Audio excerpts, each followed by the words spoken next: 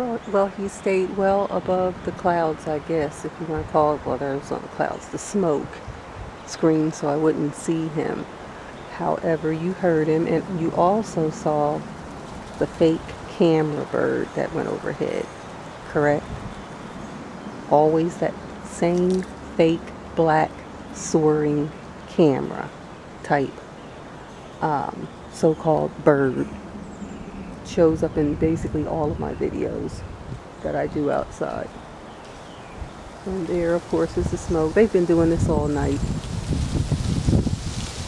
Last night I put some foil on my window because they had lights shining up there on my bedroom window. They had lights turned on from this house. Big bright lights on each end. There's like 3 of them. One on each end of the house, one in the middle, and also on this house right here. This light kept intermittently turning on and off. Big bright light. It was shining right into my bedroom window.